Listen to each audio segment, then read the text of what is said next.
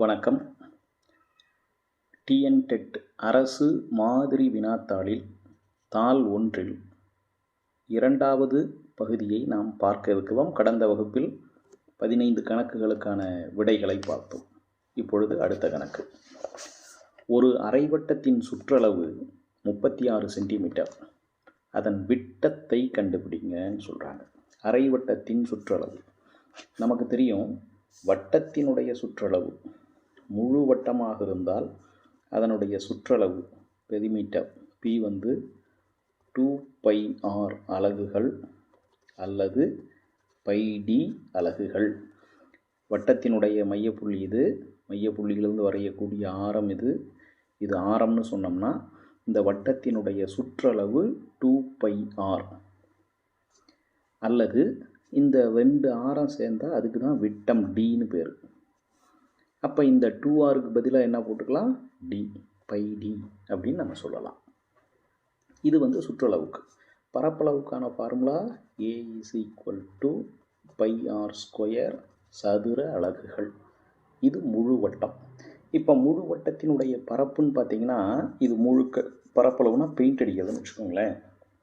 இது முழுக்க பெயிண்ட் அடிக்கிறோம். இதை சரி பாதியாக பிரித்தோம்னா நமக்கு கிடைக்கக்கூடியது அரை வட்டம். அப்போ பரப்பளவை பொறுத்த வரைக்கும் முழு வட்டத்துக்கு 100 அப்படின்னு இருந்தால் அரை வட்டத்துக்கு அதில் பாதி 50. ஆனால் சுற்றளவுன்னு வரும்போது முழு வட்டத்துக்கு 2πr, அப்போ அரை வட்டத்துக்கு இதில் பாதி πr அப்படின்னு எடுத்துக்கக்கூடாது. அதுதான் ரொம்ப கவனமாக கவனிக்க வேண்டியது. சுற்றளவு அப்படின்ற கான்செப்ட் என்னென்னா, சுற்றளவு இதுதான் அரை வட்டம். ஏதாவது ஒரு இடத்துல ஆரம்பிக்கணும். அந்த உருவத்தினுடைய வெளியில் பரிதி, அதாவது அதனுடைய அவுட்டர் சைடு வழியாக அப்படியே நடந்து போய் மறுபடியும் ஆரம்பித்த இடத்துல வந்து சேரணும். அதுக்கு தான் சுற்றளவுன்னு பேர். எந்த புள்ளியில் தொடங்குறோமோ அந்த புள்ளியில் மறுபடியும் வந்து சேரணும். இப்போ ஒரு முழு வட்டம்னா நம்ம இந்த புள்ளியில் தொடங்கலாம்னு வச்சுக்கோங்க. இதில் இப்படியே போய் வந்து சேர்றதுக்கு தான் 2πr. இப்போ இங்கே நம்ம பார்த்தோம்னா அரை வட்டத்தில் இந்த புள்ளியில் ஆரம்பிக்கிறேன். இங்கேருந்து அப்படியே பாதி வரைக்கும் போகிறேன்னு வச்சுக்கோங்க. இந்த முழு வட்டத்துக்கு 2πrனா மேலே ஒரு πr வரும், கீழே ஒரு πr, மொத்தம் 2πr. அப்போ இங்கே இந்த மேலே இருக்கக்கூடிய சுற்றளவு மட்டும் எவ்வளோன்னு பார்த்தீங்கன்னா πr.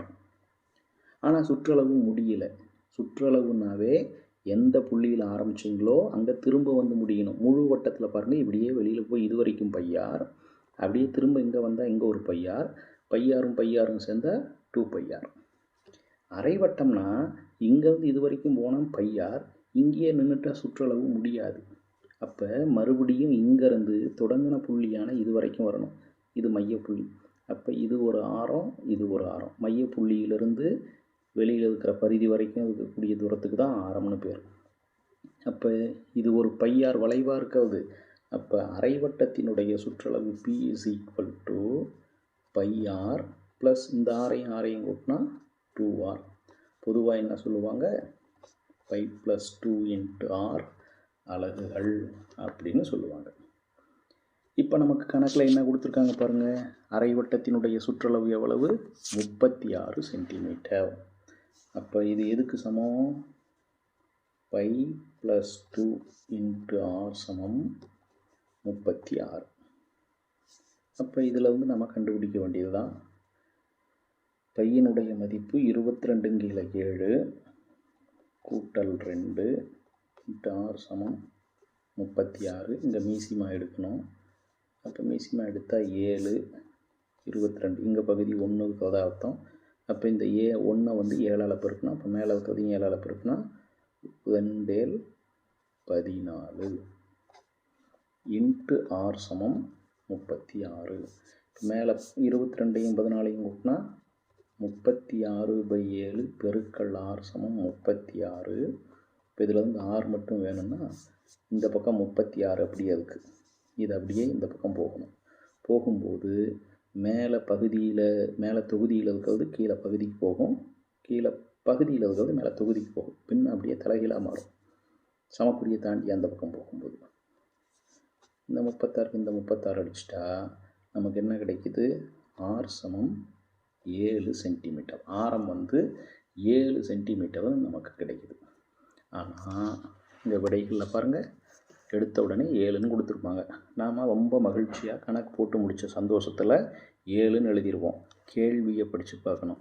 என்ன கேட்குறாங்க? அதனுடைய விட்டத்தை கண்டுபிடின்னு கேட்குறாங்க. நாம் என்ன கண்டுபிடிச்சிருக்கோம்? ஆரத்தை கண்டுபிடிச்சிருக்கோம். அப்போ விட்டம் d is equal to 2r. இரண்டு ஆரங்கள் சேர்ந்து தான் விட்டம். அப்போ 2 பெருக்கல் 7 சமம் 14 சென்டிமீட்டர். கணக்கு போட தெரிஞ்சோம், கணக்கு பாதியிலே அவசரப்பட்டு போட்டுறக்கூடாது. அப்போ சரியான விடை என்ன ஆன்சர்? டி ஆன்சர் தான் சரியான விடை. அடுத்த கணக்கு. கீழே கொடுக்கப்பட்டுள்ள பட்டையில் 2/5 நிழலிட வேண்டும் என வஞ்சனா கேட்டுக்கொள்ளப்பட்டாள். இங்கே ஒரு பட்டை இருக்குது. இந்த பட்டையில் 2/5 நிழலிடணும்னு வஞ்சனா கிட்ட சொல்லியிருக்காங்க. அவள் ஏற்கனவே 2 பகுதியை நிழலிட்டாச்சு, 2 பகுதியை ஷேர் பண்ணியாச்சு. மேலும் எத்தனை பகுதிகள் கூடுதலாக நிழலிடப்பட வேண்டும்? இதுதான் கேள்வி. சரி, இப்போ இங்கே கொடுத்துருக்கிற பட்டையில் மொத்தம் எவ்வளவு இருக்குது அப்படின்னு பார்க்கணும். மொத்தமாக எவ்வளவு இருக்குது? 1 2 3 4 5 6 7 8 9 10. மொத்தம் இருக்கிறது 10 பங்கு. இந்த 10 பங்கில் அவள் ஏற்கனவே எவ்வளவு நிழலிட்டாச்சு? 2 பங்கு நிழலிட்டாச்சு. இதை ஏற்கனவே இதில் நிழலிட்டாச்சு கணக்குப்படி. சரி, இப்போ நமக்கு தேவை என்னன்னா 5/2 பங்கு. 5 பட்டை இருந்தால் அதில் 2 பட்டை. இப்போ மொத்தம் இங்கே எவ்வளவு இருக்குது? 10 பட்டை இருக்குது. 5க்கு 2னா 10க்கு எவ்வளோ வரும்? 10க்கு 4 பட்டை வரும். அந்த 4ல் அவள் ஏற்கனவே 2 நிழலிட்டாச்சு, முடிஞ்சு போச்சு. அப்போ இன்னும் கூடுதலாக எவ்வளவு நிழலிடணும்? கூடுதலாக எத்தனை பகுதிகள் நிழலிடப்பட வேண்டும்? அப்போ இன்னும் கூடுதலாக எவ்வளோ வேணும்னா இன்னும் 2 பகுதி நிழலிடணும் அப்படின்றது தெரியணும். நாம் 4ன்னு போட்டாலும் தப்பு தான். நல்ல வேலை இங்கே 4ன்னு எந்த ஆன்சரும் கொடுக்கல. ஒருவேளை அவங்க 4ன்னு கொடுத்துருந்தாங்கன்னா நம்ம 5ல் 2, அப்போ மொத்தம் 10 பட்டை இருக்குது. அப்போ 10க்கு 4ன்னு உடனே போட்டுருவோம். கேள்வியை கவனமாக படிக்கணும். ஏற்கனவே 2 பகுதி நிழலிடப்பட்டு விட்டது. இன்னும் எத்தனைனா 4ல் ஏற்கனவே 2 போச்சு, இன்னும் 2. அடுத்த கேள்வி. ஆரியப்பட்டா எழுதிய புத்தகம். ஆரியப்பட்டா அவர் ஒரு முக்கியமான கணித மேதை, இந்தியாவை சார்ந்த ஒரு கணித மேதை. இதில் இந்த கணக்கு பொறுத்த வரைக்கும் பார்த்திங்கன்னா ஆப்ஷனில் ஏ லீலாவதின்னு கொடுத்துருக்காங்க, பி வானசாஸ்திரம், 3 ஆரிய சாஸ்திரம், ஆங்கில வழியில் விட மாற்றி கொடுத்துருக்காங்க. ஒரு சில கணக்குகளில் இப்படி ஒரு குழப்பம் வந்துடும். பியில் அஸ்ட்ரானமி வரணும், இது சியில் வந்திருக்கு. ஆரிய சாஸ்திரா பியில் கொடுத்துருக்காங்க. நாம் கவனிக்கணும். அவங்க என்ன சொல்லிடுவாங்க? ஆங்கில வழியில் இருக்கக்கூடியது தான் ஃபைனல்னு சொல்லிடுவாங்க. பெரும்பாலும் இப்படி வராது, ஆனால் ஒரு சில கணக்குகள் இப்படியும் வரும். சரி, லீலாவதி பாஸ்கரர் எழுதிய முக்கியமான புத்தகம். பாஸ்கரா.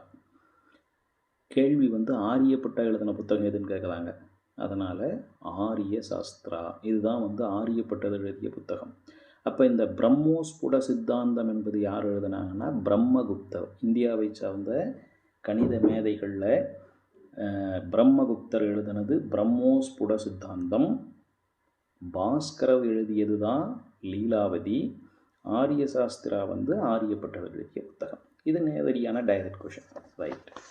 அடுத்த கேள்வி. 33ன் 33%. 33ன்ற நம்பரில் 33%னாவே 100க்குன்னு அர்த்தம். போடலாம்னா 33 பெருக்கள் 33/100, அவ்வளோதான். 33 பெருக்கள் 33/100 பெருக்க வேண்டியது தான், சாதாரண பெருக்கள். பெருக்கு 9 9 9 9 18 கட்டு மிச்சம் 1 10. இப்போ என்ன கிடைக்குது? 1089/100. 100ஆல் வகுக்கணும்னா கடைசியில் 2 நம்பர் தள்ளி புள்ளி வைக்கணும். 10.89. இதுதான் அதனுடைய விடை. 4 விடையில் பார்க்கலாம். எங்கே இருக்குது? இதை பாருங்கள், 10.89. அடுத்த கணக்கு. ராமுவிடம் ரூபாய் 18 உள்ளது. அதில் 5 ரூபாய் மற்றும் 2 ரூபாய் நாணயங்கள் மட்டுமே இருந்தன எனில் அவனிடம் இருந்த 2 ரூபாய் நாணயங்களின் எண்ணிக்கை என்னன்னு கேட்குறாங்க. இப்போ ராமுகிட்ட இருந்த மொத்த பணம் 18 ரூபாய். அந்த 18 ரூபாயும் எப்படி இருக்குன்னா 5 ரூபாய் நாணயமாகவும் 2 ரூபாய் நாணயமாக மட்டுமே தான் இருக்குது, வேறு வழியில் இல்லை. அப்போ அவங்ககிட்ட 2 ரூபாய் நாணயங்கள் எத்தனை இருக்குது அப்படின்னு கேட்குறாங்க. இந்த கணக்கு நம்ம லாஜிக்கலாக போட்டு பார்த்து தான் கணக்கு போடணும். இப்போ நம்மக்கிட்ட இருக்கக்கூடியது 10வது கேள்வி. இது மொத்தம் இருக்கக்கூடிய தொகை 18 ரூபா. இதில் 5 ரூபா காயினும் 2 ரூபா காயின் மட்டும்தான் இருக்குன்றாங்க. சரி, இப்போ இந்த 18க்குள்ளே 5 ரூபா காயின் எத்தனை வரலாம் அப்படின்னு பார்த்தீங்கன்னா, 1 காயின் இருக்கலாம், 2 காயின் இருக்கலாம், அல்லது 3 காயின் வரைக்கும் கூட வரலாம். ஏன்னா 3 15 ரூபாய், இங்கே இருக்கிறது 18 ரூபாய். அப்போ இதுக்குள்ளே நமக்கு 5 ரூபாயில் அடங்கக்கூடியது 5 ரூபாயில் 1 காயின் இருக்கலாம், 2 காயின் இருக்கலாம், 3 காயின் இருக்கலாம். சரி, இதில் எது சரி வரும்னு பார்க்கலாம். 1 காயின் 5 ரூபா காயினாக வந்தால் 1 × 5 5ன்னு ஆயிடுச்சு.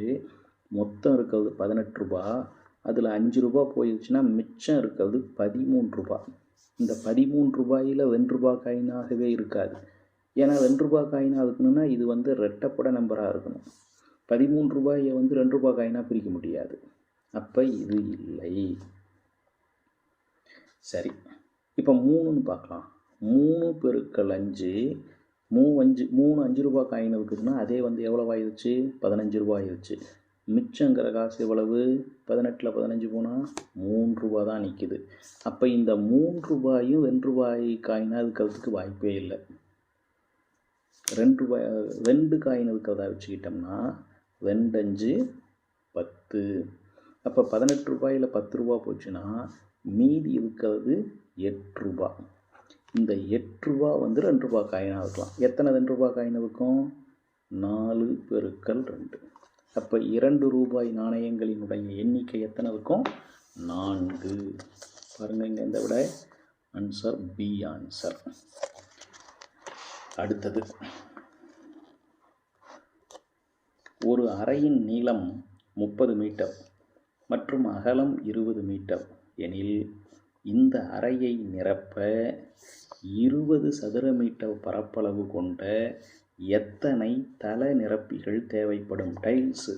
ஒரு அறையினுடைய மொத்த நீளம் 30 மீட்டருக்கு 20 மீட்டர், செவ்வக வடிவ அறை. அதனுடைய தரைத்தளம் இவ்வளவு. சின்ன சின்ன டைல்ஸ் பார்த்திங்கன்னா 20 சதுர மீட்டர். ஒரு டைல்ஸோட பரப்பளவு 20 சதுர மீட்டர் இருக்குது. அப்படின்னா எத்தனை தேவைப்படுது? அப்போ முதல்ல பரப்பளவை கண்டுபிடிக்கணும். இது செவ்வகம். செவ்வகத்தினுடைய பரப்பளவுக்கு என்ன ஃபார்முலா நமக்கு தெரியும்? செவ்வகத்தினுடைய பரப்பளவுக்கு ஃபார்முலா ஏரியா = LB சதுர அலகுகள். நீளம் × அகலம். நீளம் எவ்வளவு? 30. அகலம் எவ்வளவு? 20. அப்போ 30ஐயும் 20ஐயும் பெருக்குனா 600 சதுர மீட்டர். 600 சதுர மீட்டர். சரி, ஒரு டைல்ஸ், சின்ன டைல்ஸோட அளவு எவ்வளவுன்னு சொல்லிட்டாங்க? 20 சதுர மீட்டர். அப்போ 600/20, இதுக்கு இதை அடிச்சாச்சு, இதுக்கு இதை அடித்தா 30 டைல்ஸ் நமக்கு தேவைப்படும். ஆக நமக்கு தேவைப்படக்கூடிய தளநிரப்பிகளினுடைய எண்ணிக்கை எவ்வளவுன்னு பார்த்தா டி ஆன்சர் 30. அடுத்த கேள்வி. அடுத்தடுத்து வரும் ஏதேனும் 3 முழுக்களின் கூடுதல் 45. 3 முழுக்கள்னு சொன்னால் அது ப்ளஸ்ஸாகவும் இருக்கலாம், மைனஸாகவும் இருக்கலாம், பூஜ்ஜியமாகவும் இருக்கலாம். இயலெண் அப்படின்னு சொன்னால் அது 1ல் ஆரம்பிக்கக்கூடியது இயலெண்கள், நேச்சுரல் நம்பர்ஸ். அப்படின்னா அவை மிகை முழுக்கள், எல்லாமே மிகை எண்கள் தான். பூஜ்ஜியமும் அதோட சேர்ந்ததுன்னா, அதாவது இயலெண்களோட பூஜ்ஜியமும் சேர்ந்தால் அந்த எண்களுக்கு முழு எண்கள், ஹோல் நம்பர்ஸ் அப்படின்னு பேர். அந்த முழு எண்களோட குறை முழுக்கள், அதாவது மைனஸ் நம்பரும் சேர்ந்தால் அதுக்கு தான் முழுக்கள், இன்டீஜர்ஸ் அப்படின்னு பேர். இப்போ நம்மக்கிட்ட என்ன சொல்கிறாங்க, அடுத்தடுத்து வரும் ஏதேனும் 3 முழுக்கள். 3 முழுக்கள் மட்டும் இல்லை, அது எப்படி இருக்கான், அடுத்தடுத்து வருது. அப்போ அடுத்தடுத்து வரணும்னா ஒரு நம்பர், அதுக்கு அடுத்த நம்பர், அதுக்கு அடுத்த நம்பர். எந்த ஒரு நம்பராக இருந்தாலும் அதற்கு அடுத்த எண் வேணும்னா என்ன செய்யணும், அந்த எண்ணோடு 1ஐ கூட்டணும். அதற்கு முன்னாடி இருக்கிற நம்பர் வேணும்னா அந்த நம்பரில் 1 கழிக்கணும். 1 ஆட் பண்ணிங்கன்னா நெக்ஸ்ட் நம்பர் வரும், 1 சப்ட்ராக்ட் பண்ணிங்கன்னா ப்ரீவியஸ் நம்பர் வரும். இப்போ நமக்கு 3 நம்பர், அந்த மாதிரி அடுத்தடுத்து 3 நம்பர் இருக்குது. அதனுடைய கூடுதல் 45ன்னு சொல்லியிருக்காங்க. சரிங்க, இப்போ இந்த மாதிரி கணக்கு வந்ததுன்னா நாம் இந்த கணக்குக்கான விடையை கண்டுபிடிக்கிறது 2-3 வகையில் கண்டுபிடிக்கலாம். முதல்ல நான் ஃபார்முலா முறைப்படியே போடுறேன். இப்போ எனக்கு முதல் நம்பர் என்னன்னு தெரியாது, அந்த நம்பர் என்னன்னு எனக்கு தெரியாது. அதனால் அதில் ஒரு எண் எக்ஸ்ன்னு எடுத்துக்கிறேன். ஒரு எண் எக்ஸ்ன்னு எடுத்தால் அதுக்கு அடுத்த எண் x+1, அதுக்கு அடுத்த எண் இது கூட 1 கூட்டணும். இதை முதல் நம்பர்னா இது கூட 1 கூட்டினா அடுத்த நம்பர். அப்போ இது கூட 1 கூட்டினா x+1ஓட ஒரு 1 கூட்டினா x+2. சரி, இதுதான் அந்த 3 எண்கள். எது, எக்ஸு, x+1, x+2.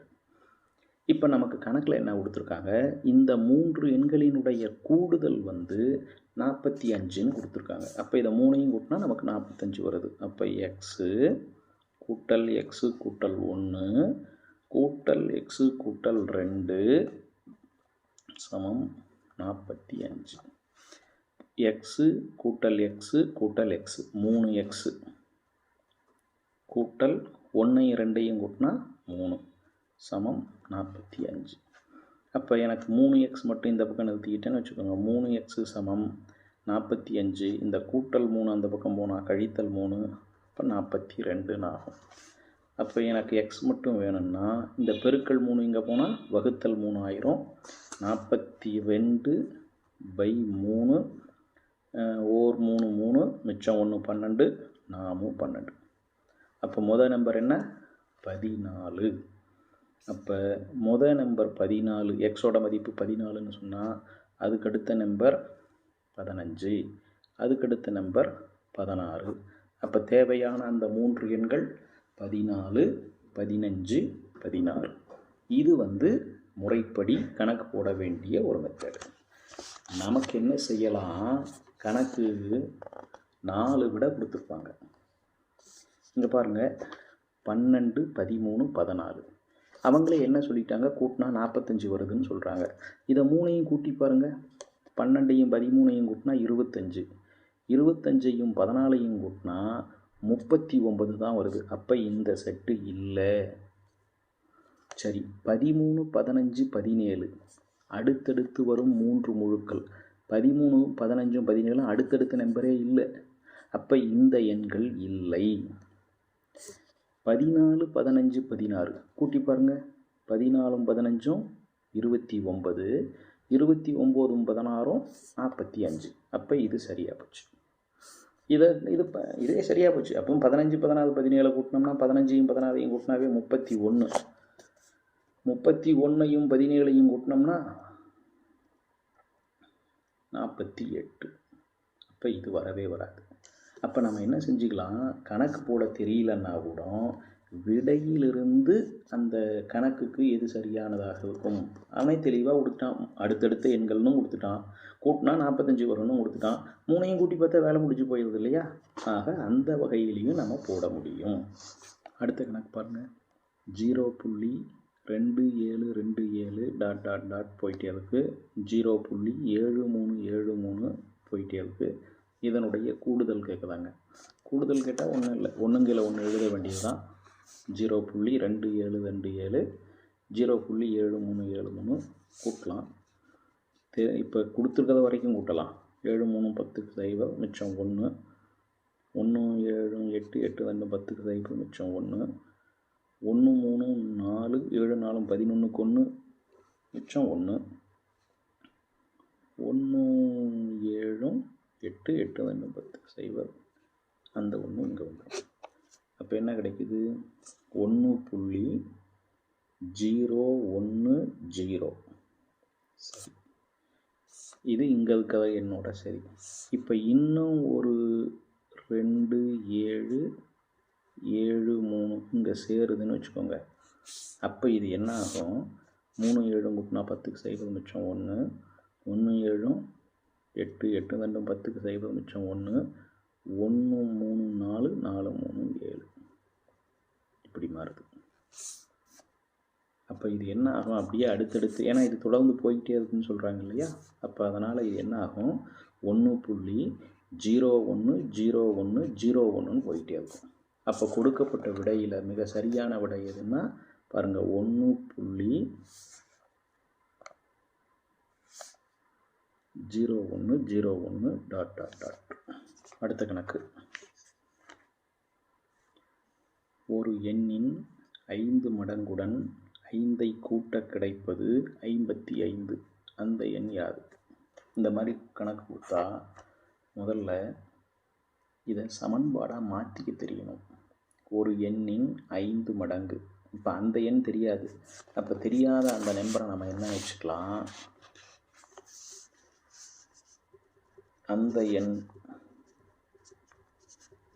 அந்த எண் தான் எக்ஸு. சரி, இப்போ என்ன சொல்கிறாங்க? ஒரு எண்ணின் 5 மடங்கு. 5 மடங்குன்னா 5x. அதோடு 5ஐ கூட்டல் 5 கிடைப்பது 55 சமம் 55. அப்போ கொடுக்கப்பட்ட சமன்பாட்டை என்ன செய்யணும்? அந்த வரியை நாம் சமன்பாடாக மாற்றிக்கணும். ஒரு எண்ணின் 5 மடங்குடன், அந்த எண் தெரியாத எண்ணை எக்ஸ்னு வச்சுக்கோங்க. அந்த எண்ணின் 5 மடங்குன்னா 5x, அது கூட 5ஐ அப்போ கூட்டல் 5 சமம் 55. இனி கணக்கு போட்டுக்கலாம். அப்போ 5x சமம் 55. இந்த கூட்டல் 5 இந்த பக்கம் வந்தால் கழித்தல் 5, 55 5 போனால் 50. அப்போ எக்ஸு சமம் 5xனா 5xம் பெருக்கிட்டு இருக்குதுன்னு அர்த்தம். அப்போ எக்ஸ் மட்டும் வேணும்னா இந்த பெருக்கல் 5 இங்கே வந்தால் வகுத்தல் 5 ஆயிரும். 50/5 விடை 10. அப்போ அந்த எண் என்ன அப்படின்னா 10. சரி, இப்போ இங்கே இந்த கணக்கையே நம்ம எடுத்துக்கலாமே. இந்த கணக்கில் விடையை நம்ம இதில் சப்ஸ்டியூட் பண்ணி கூட பார்க்கலாம். உங்களுக்கு இந்த மாதிரி போல தெரியலன்னா ஒரு எண்ணின் 5 மடங்கு. இப்போ 11ன்னு எடுத்துக்கலாம். 11ஓட 5 மடங்குன்னா எவ்வளவு? 11ன்னா 55. அது கூட 5 கூட்டினா என்ன கிடைக்குது? 60 கிடைக்குது. ஆனால் என்ன சொல்கிறாங்க? 55ன்றாங்க. அப்போ 11 வராது. சரி, 30. அந்த எண் 30ன்னு வச்சுக்கோங்க. 5 மடங்குன்னா 30 150. 5 மடங்கே 150. அப்போ இதுவும் வராது. சரி, அடுத்தது 5 மடங்கோட 5 கூட்டினாலே 55 தான் வருதுன்றாங்க. இப்போ அந்த நம்பரே 65ன்னு வச்சுக்கோங்க. அதுவே இதை விட அதிகம். அப்புறம் 5 மடங்கு எங்கே கண்டுபிடிக்கிறது? அப்போ இதுவும் வராது. அப்போ இதுதான் 5 50. அது கூட 5 கூட்டினா 55. விடையில் கண்டுபிடிக்கலாம். இயற்கணித ஃபார்முலாவை அமைச்சு போடுறது முறைப்படியான வழி. நமக்கு தேவை இந்த வழிமுறை தெரியலனா கூட விடையிலிருந்து அந்த கேள்விக்குள்ள 4 ஆப்ஷன் கொடுக்குறாங்கல்ல, 4 ஆப்ஷனை வச்சு நீங்கள் எழுதிட்டு போயிட வேண்டியது தான். அப்படி நம்ம போட்டுக்கலாம். b/a சமம் 3, c/b சமம் 8. அப்போ a + b/b + c இதனுடைய மதிப்பு என்ன? b/a சமம் 3, c/b சமம் 8. இப்போ b/a சமம் 3. அப்போ இதில் என்ன சொல்லலாம்? b மட்டும் எவ்வளவுன்னா இங்கே கீழே இருக்கிற a இங்கே போய் பெருக்கிடுச்சுன்னு வச்சுக்கோங்க, 3a. அடுத்தது c/b சமம் 8ன்னு சொல்கிறாங்களா? அப்போ இதில் என்ன சொல்லலாம்? c சமம், c மட்டும் இந்த b இங்கே போச்சுன்னு வச்சுக்கோங்க, 8b சமம் 8 இன்ட்டு இந்த b வர இடத்துல என்ன போட்டுக்கலாம்னா 3aன்னு போட்டுக்கலாம். ஏன்னா bயோட மதிப்பு 3a. எல்லாத்தையுமே a மட்டுமே வர மாதிரி பண்ணிக்கலாம். அப்போ b வர இடத்துல 3aன்னு போட்டேன். அப்போ என்ன கிடைக்குது?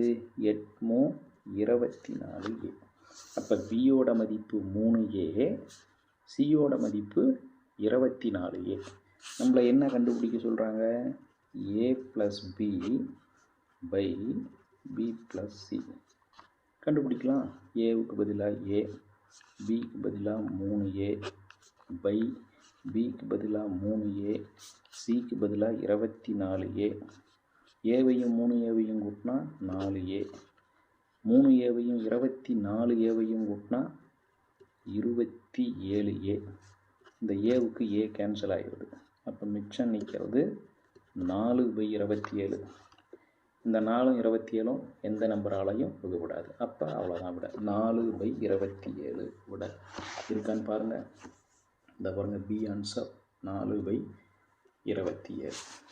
அடுத்தது இங்கே ஒரு வரிசை கொடுத்துருக்காங்க. மேலே உள்ள விவரங்கள் எவ்வகை மாறலில் உள்ளன? என்ன மாறல் அப்படின்னு கேட்குறாங்க. கீழே 3 மாறல். இதில் நேர்மாறல். அது என்ன நேர்மாறல்? இங்கே எக்ஸ்னு ஒரு மதிப்பு, ஒய்ன்னு ஒன்று. எக்ஸோட மதிப்பு அதிகமாகிட்டே போனால் ஒய்யோட மதிப்பும் அதிகமாகிட்டே போகணும். எக்ஸோட மதிப்பு குறைஞ்சிக்கிட்டே போனால் ஒய்யோட மதிப்பும் குறைஞ்சிக்கிட்டே போகணும். அப்படி இருந்தால் நேர்மாறல். இது 1வது பாயிண்ட்டு. எக்ஸு அதிகமாகும்போது ஒய் குறைஞ்சாலோ இல்லை எக்ஸு குறைஞ்சிக்கிட்டே போகும்போது ஒய் அதிகமாகிட்டே போனாலோ எதிர்மாறல். ஆனால் இந்த குறையிறது அதிகமாகிறதெல்லாம் ஒரு குறிப்பிட்ட விதியின் அடிப்படையில் இருக்கணும். அதுதான் ரொம்ப முக்கியம். இப்போ இந்த கணக்கை பொறுத்த வரைக்கும் எக்ஸு பாருங்கள், 3, 5, 7, 9, 10 அதிகமாகிட்டே போகுது. கீழையும் 6, 15, 28, 45, 60 அதிகமாகிட்டே போகுது. இதை பார்த்த உடனே எல்லாரும் என்ன பண்ணிடுவோம், பாரு எக்ஸ் அதிகமாகுது, கீழே ஒய்யும் அதிகமாகுது, நேர்மாறல் அப்படின்னு எழுதிடுவோம். அதுதான் பெரிய தப்பு. ஒரு விதி இருக்கணும். என்ன விதி இருக்கணும்னா, இங்கே எக்ஸு 3ன்னா ஒய் 6ன்னு ஆகுதா? என்ன அடிப்படையில் ஆகுது? இந்த ஒய் வரணும்னா எக்ஸை 2ஆல் பெருக்கியிருக்காங்க. ஒய் வரணும்னா எக்ஸை 2ஆல் பெருக்கணும். அப்போ எக்ஸு 5ன்னு வச்சுக்கோங்க. ஒய் எவ்வளோ வரும்னா இதை 2ஆல் பெருக்குனா I2 என்ன வரணும்? 10 தான் வரணும். இங்கே 7ன்னு இருந்தால் 7 2ஆல் பெருக்குனா இங்கே என்ன வரணும்? 14 தான் வரணும். இங்கே 9ன்னு இருந்தால் 9 2ஆல் பெருக்கி 18 தான் வரணும். 10ன்னு இருந்தால் அதை 2ஆல் பெருக்கி 60ன்னு வரணும். ஆனால் இங்கே பாருங்கள், 3 2ஆல் பெருக்கி 6, 5 3ஆல் பெருக்கி 15, 7 4ஆல் பெருக்கி 28. அப்போ ஒவ்வொரு நம்பர்லேயும் ஒவ்வொன்றும் மாற்றி மாற்றி பெருக்கிட்டு இருக்காங்க. அப்படி இருந்தாலாம் அது நேர்மாறல் இல்லை. ஏன்னா ஒரு குறிப்பிட்ட விகித சம மாறிலி பயன்படுத்தணும். ஏதாவது ஒரே குறிப்பிட்ட எண்ணால் தான் ஒவ்வொன்றையும் பெருக்கிற மாதிரியோ வகுக்கிற மாதிரியோ இருக்கணும். அப்போ 3லேருந்து 6 வருதுன்னா 3 2ஆல் பெருக்கணும். அப்போ 3 2ஆல் பெருக்குனா அடுத்து இருக்கிற 5ஐயும் 2ஆல் தான் பெருக்கணும்.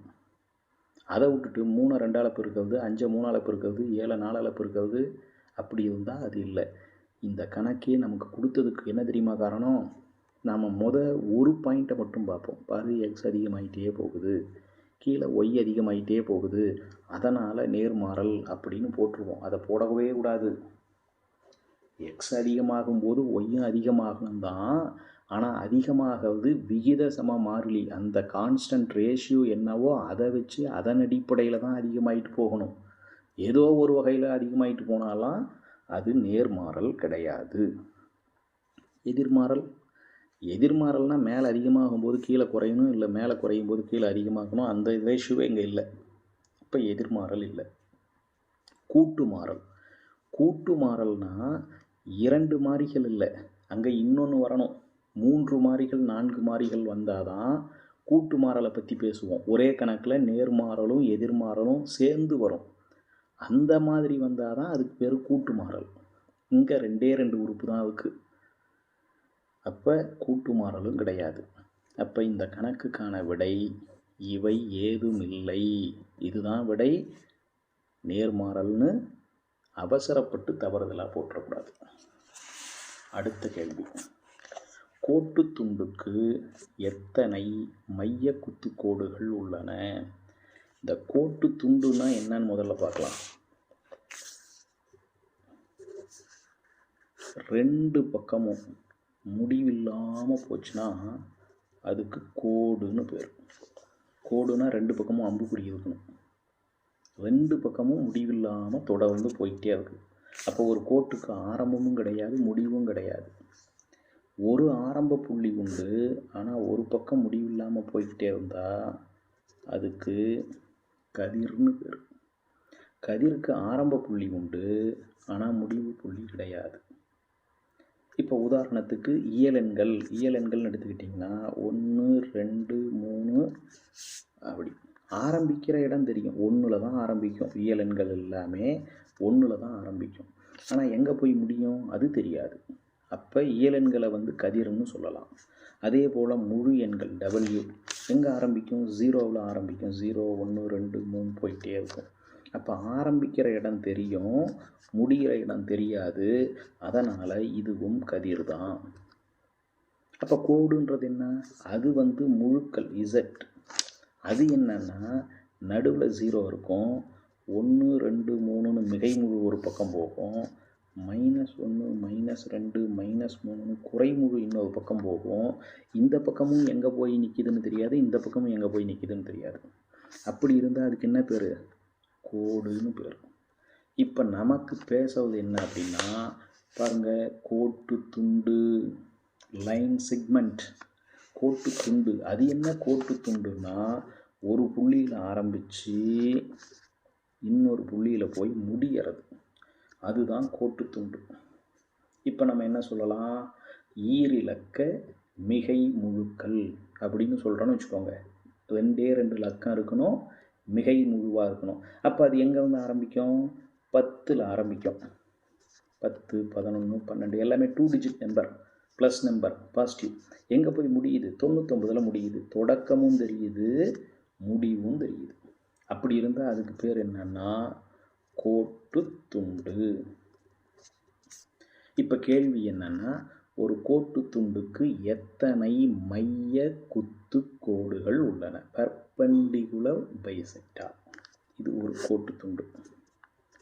இதனுடைய மொத்த நீளம் 10 சென்டிமீட்டர்னு வைங்களேன். அப்போ அதில் சரி பாதி எவ்வளவு? 5 சென்டிமீட்டர். இதுதான் மையப்புள்ளி. இதுதான் மையப்புள்ளி. இந்த மையப்புள்ளி வழியாக ஒரு கோடு போச்சுன்னா அதுக்கு மையக்கோடுன்னு பேர். ஒரு மையப்புள்ளி வழியாக எத்தனை கோடு போகும்? எத்தனை கோடு வேணாலும் போகும். ஒரு புள்ளி வழியாக எண்ணற்ற கோடுகள் போகும்னு சொல்கிறோம் இல்லையா? அப்போ இது எல்லாமே மையக்கோடுகள் தான். அப்போ இதுக்கு மையக்கோடுகள் எத்தனை? எண்ணற்ற மையக்கோடுகள் உண்டு. இதே 10 சென்டிமீட்டருக்கு நான் என்ன செய்வேன்? இதே 10 சென்டிமீட்டருக்கு குத்துக்கோடுகள். இது மையக்கோடுகள். அடுத்தது குத்துக்கோடுகள். குத்துக்கோடுகள்னால் செங்குத்து கோடுகள்னு அர்த்தம். இதுக்கு செங்குத்து கோடு போடணும் 90 டிகிரியில். இது ஒரு செங்குத்து கோடு, இது ஒரு செங்குத்து கோடு, இது ஒரு செங்குத்து கோடு. இது எல்லாமே செங்குத்து கோடு தான். 90 டிகிரி இருக்கணும், அவ்வளோதான். அப்போ எத்தனை செங்குத்து கோடு போடலாம்? அதுவும் எண்ணற்ற கோடுகள் போடலாம். அப்போ மையக்கோடுகள் எத்தனை போடலாம்? ஒரு புள்ளி வழியாக எண்ணற்ற கோடுகள் போகிறதுனால இந்த மையப்புள்ளி வழியாக நிறைய கோடு போகும். மையக்கோடுகள் நிறையா இருக்குது. குத்துக்கோடுகள், ஒரு கோட்டின் மேலே எத்தனை புள்ளிகள் இருக்குது? அது எண்ணற்ற புள்ளிகள் இருக்குது. ஒவ்வொரு புள்ளியிலையும் ஒவ்வொரு குத்துக்கோடு போடலாம். அப்போ குத்துக்கோடுகளும் எண்ணற்ற கோடுகள் போடலாம். இப்போ என்ன நம்மளை கேட்குறாங்க? மைய குத்துக்கோடு, அதுதான் முக்கியம். மைய குத்துக்கோடு, பெர்பெண்டிகுலர் பைசெக்டார். அப்படின்னா என்ன அர்த்தம்? மையப்புள்ளி வழியாகவும் போகணும், செங்குத்து கோடாகவும் இருக்கணும். அப்படி எத்தனை போட முடியும்னா ஒரே ஒரு கோடு தான் போட முடியும். அந்த கோடு தான் மையப்புள்ளி வழியாகவும் போகணும், அதே நேரத்தில் 90 டிகிரியும் இருக்கணும். அப்போ ஒரு கோட்டு துண்டுக்கு எத்தனை மைய குத்து கோடுகள் வரையலான்னு கேட்டால் ஒன்றே ஒன்று தான் வரைய முடியும். எத்தனை மைய கோடுகள் வரையலாம்? எண்ணற்ற மைய கோடுகள் வரையலாம். எத்தனை குத்துக்கோடுகள் வரையலாம்? எண்ணற்ற குத்துக்கோடுகள் வரையலாம். மைய குத்துக்கோடு, பெர்பெண்டிகுலர் பைசெக்டார் எத்தனை? ஒன்றே ஒன்று தான் வரைய முடியும். ஆன்சர் என்ன பாருங்கள்? ஒன்றே ஒன்று. அடுத்த கணக்கு, இந்த கணக்கில் தமிழ் வழியில் ஒரு இது தவறாக கொடுத்துருக்காங்க. இங்கே 7 9ன்னு ஆரம்பிச்சிருக்காங்க. ஆங்கில வழியில் 3 7 9ன்னு ஆரம்பிச்சிருக்காங்க. அப்போ இங்கே வந்து ஒரு 3ன்ற எண் வரணும். நமக்கு அதோட சேர்த்தி தான் கணக்கு. அப்போ 3 7 9 12 8 9 15 இந்த இந்த விவரங்களை கொடுத்துட்டு இதுக்கு சராசரி என்ன, இடைநிலை என்ன, முகடு என்ன, மூணையும் கேட்குறாங்க. இது போன்ற கணக்கு வந்ததுன்னா கொடுக்கப்பட்ட விவரங்களை முதலில் ஏறு வரிசையில் எழுதி கொள்ள வேண்டும். அப்போ தான் நம்ம கணக்கு போடுறது ஈஸியாக இருக்கும். ஏறு வரிசைனா இருக்கிறதுலையே சின்னதுலேருந்து பெருசு வரைக்கும் எழுதலாமா? எழுதணும்னா நமக்கு முதல் நம்பர் சின்னது 3, அடுத்தது 7, அடுத்தது 8, அடுத்தது 9, அடுத்ததும் 9, அடுத்தது 12, அடுத்தது 15. இப்போ எண்ணி பார்க்கணும். இங்கே எத்தனை நம்பர் இருக்குது மொத்தம் நீட்டு? 1 2 3 4 5 6 7 நம்பர் இருக்குது. நாம் ஏறு வரிசையில் எழுதுனதும் 7 நம்பர் இருக்கான்னு செக் பண்ணிக்கணும். ஏன்னா மாற்றி மாற்றி இருக்கிற நம்பரை எடுத்து எழுதும்போது ஏதாவது ஒன்று விட்டுருவோம் அல்லது ஒன்று சேர்த்து எழுதிடுவோம். 1 2 3 4 5 6 7. அப்போ n = 7. 7 உறுப்புகள் இங்கே இருக்குது. உறுப்புகளினுடைய எண்ணிக்கை 7.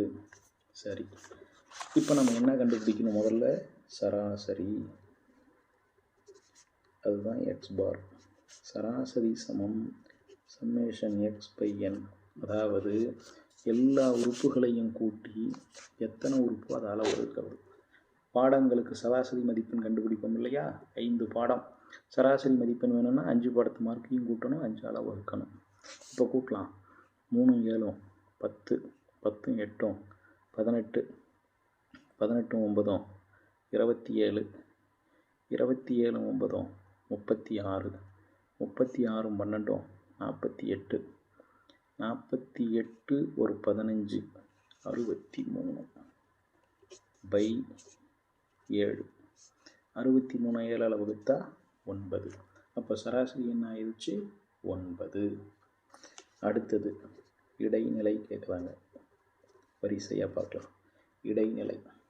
இடைநிலைனா கொடுக்கப்பட்ட தொடரை ஏறு வரிசையில் எழுதிட்டு அதுக்கு நடுவில் எந்த உறுப்பு இருக்குன்னு பார்க்கணும். n+1/2 ஆவது உறுப்பு. மொத்தம் எத்தனை உறுப்பு இருக்கோ அதில் நடு உறுப்பு கண்டுபிடிக்கணும். எப்படி நடு உறுப்பு கண்டுபிடிக்கிறது? அதுக்கு தான் இதுதான் ஃபார்முலா. என்னவோ அது கூட 1 கூட்டி 2ஆல் வகுத்தீங்கன்னா உங்களுக்கு என்ன நம்பர் வருதோ அத்தனையாவது உறுப்பு. இப்போ இங்கே என்ன எவ்வளவு? 7. அப்போ 7 கூட்டல் 1/2ன்னா 8/2. அப்போ 4ஆவது உறுப்பு. கொடுக்கப்பட்ட தொடரில் 4ஆவது இடத்துல என்ன உறுப்பு இருக்குது? 1 2 3 4. 4ஆவது இடத்துல இருக்கிறது 9. அப்போ இடைநிலை அளவு 9. அடுத்தது முகடுனா கொடுக்கப்பட்ட தொடர் வரிசை விவரத்தில் எந்த உறுப்பு அதிக முறை வந்திருக்குன்னு பார்க்கணும். அதுதான் அதனுடைய முகடு. 3ன்றது ஒரு தடவை வந்திருக்கு, 7 ஒரு தடவை, 8 ஒரு தடவை, 9 பாருங்கள் 2 முறை வந்திருக்கு, 12 ஒரு தடவை, 15 ஒரு தடவை. மற்ற உறுப்புகளெல்லாம் ஒரு தடவை வந்திருக்கு, 9 மட்டும் அதிக எண்ணிக்கையில் 2 முறை வந்திருக்கு. அப்போ கொடுக்கப்பட்ட புள்ளி விவரத்தில் எந்த உறுப்பு அதிக முறை வந்துள்ளதோ அந்த உறுப்புக்கு தான் முகடுன்னு பேர். அப்போ இதனுடைய முகடு 9. அப்போ இந்த கணக்கில் சராசரியும் 9, இடைநிலையும் 9, முகடும் 9. விடையில் பார்த்துடலாமா? எங்களுக்கு நீட்டு எல்லாமே 9 9 எங்களுக்கு பாருங்கள், பி விடையில் இருக்குது. அவ்வளோதான்.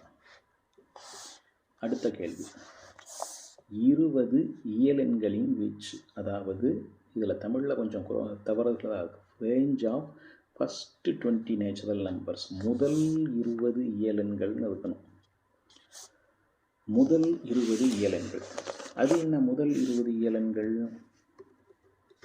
இயலெண்கள் எங்கே ஆரம்பிக்குது? 1ல் ஆரம்பிக்குது. 1 2 3. முதல் 20 நம்பர்னால் இது வரைக்கும் 20 வரைக்கும். இப்போ நம்ம என்ன கண்டுபிடிக்கணும்? வீச்சு R is equal to range is equal to largest value minus smallest value. இருக்கிறதுலேயே பெரிய மதிப்பு அதுக்கு தான் லார்ஜஸ்ட் வேல்யூ Lன்னு பேர். இருக்கிறதுலையே சின்ன மதிப்பு, அதுதான் ஸ்மாலஸ்ட் வேல்யூ எஸ்ன்னு பேர். So range R is equal to L minus S. அப்போ 20 வந்து 1 கழிச்சா 19. அப்போ இதனுடைய வீச்சு அப்படின்னு கேட்டால் 19. என்ன கொடுத்துருக்காங்க பார்க்கலாம். வீச்சு பாருங்கள், ஆன்சர் சி ஆன்சர் 19. இதுலேயே இன்னொன்று தெரிஞ்சுக்கோங்க, வீச்சு கெழுன்னு ஒன்று இருக்குது. வீச்சு கெழு, வீச்சு கெழுனா L minus S by L plus S, இதுதான் ஃபார்முலா. அப்போ 20 minus 1 by 20 plus 1 answer 19 by 21. இந்த கணக்கில் கேட்கல, பின்னாடி நமக்கு கேட்டாலும் கேட்பாங்க, தெரிஞ்சு வச்சுக்கோங்க. வீச்சு கெழு வேணும்னா L minus S by L plus S. வீச்சு மட்டும் வேணும்னா மிகப்பெரிய மதிப்புலேருந்து மிக சிறிய மதிப்பு. அப்போ நம்ம என்ன செய்யணும், ஏறு வரிசையில் எழுதணும். இப்போ இந்த கணக்கை பொறுத்த வரைக்கும் பிரச்சனையே இல்லை. முதல் 20 இயல் அப்படின்னா 1லேருந்து 20 வரைக்கும். அவங்களே ஒரு 5வது நம்பர் கொடுத்துட்டு கலந்து கொடுத்துருந்தாங்கன்னு வச்சுக்கோங்க. இப்போ இந்த தொடரையை கொடுத்துட்டு இதனுடைய வீச்சு என்னன்னு கேட்டால் நம்ம என்ன செய்யணும், இந்த இருக்கிறதுலையே பெரிய மதிப்பு 15, சின்ன மதிப்பு 3. அப்போ 15ல் வந்து 3 கழிச்சா 12. அப்போ இந்த கணக்கில் இதனுடைய வீச்சு வந்து 12. வீச்சுகளுன்னு கேட்டாங்கன்னா 15ல் வந்து 3 கழிச்சு 12 மேலே போடணும், 15ஐயும் 3ஐயும் கூட்டி 18 கீழே போடணும். ஸோ 12 பை 18, 12 பை 18ன்னு வந்துச்சுன்னா நம்ம இதை சுருக்கி 2 பை 3ன்னு எழுதிக்கலாம். அது வீச்சுக்கெழு. இந்த மாதிரி கணக்கு வரும். அடுத்தது 120வது கணக்கு. கணிதத்தில் சிறந்து விளங்க தேவைப்படுவது கருத்தியல் மற்றும் தர்க்க ரீதியில் கணக்கினை உருவாக்குதல், கணக்கிடுதலில் தேர்ந்தவராக விளங்குதல், சூத்திரங்களை மனப்பாடம் செய்தல், தீர்வுகளை நினைவு கூறுதல். இது எல்லாமே உண்டு. ஆனால் நான் ஏற்கனவே சொல்லிட்டேன், இந்த மாதிரி எல்லாம் கேள்வி வந்ததுன்னா இருக்கிறதுலையே எது சூப்பர்லேட்டிவோ இதுதான், அது அப்படியே ரொம்ப உயரத்தில் எதை தூக்கி வைக்க முடியுமோ அதுதான். அப்போ கணிதத்தில் சிறந்து விளங்க தேவைப்படுவது கருத்தியல் மற்றும் தர்க்க ரீதியில் சிந்தனையை உருவாக்குதல், creative and formulative problems through abstract thinking and logical reasoning அப்படின்னு எழுதி நம்ம முடிச்சுக்கணும். அதனால் இந்த முதல் அரசினுடைய மாதிரி வினாத்தாளில் இருந்த 30 வினாக்களையும் நம்ம பார்த்துட்டோம். இதை திரும்ப திரும்ப பயிற்சி எடுத்துக்கிட்டிங்கன்னா, அந்த ஃபார்முலாவை எல்லாம் நினைவில் வச்சுக்கிட்டிங்கன்னா நமக்கு அடுத்தடுத்த வினாத்தாளில் இதே ஃபார்முலாவை பயன்படுத்தி வரக்கூடிய கணக்குகளெல்லாம் வரும்போது இன்னும் எளிமையாக நாம் செய்து முடித்து விட முடியும். கணக்கை பொறுத்த வரைக்கும் பேப்பர் 1 பேப்பர் 2ன்ற வேறுபாடெல்லாம் கிடையாது. கணக்கு எல்லாத்துக்குமே பொதுவானது தான். அதனால் பேப்பர் 1ல் இருக்கிற கணக்கு 2க்கும் வரும், 2ல் இருக்கிறது 1க்கும் வரும். எல்லாத்தையும் சேர்த்து பார்த்துக்க வேண்டியது தான். அடுத்த வகுப்பில் சந்திப்போம். நன்றி, வணக்கம்.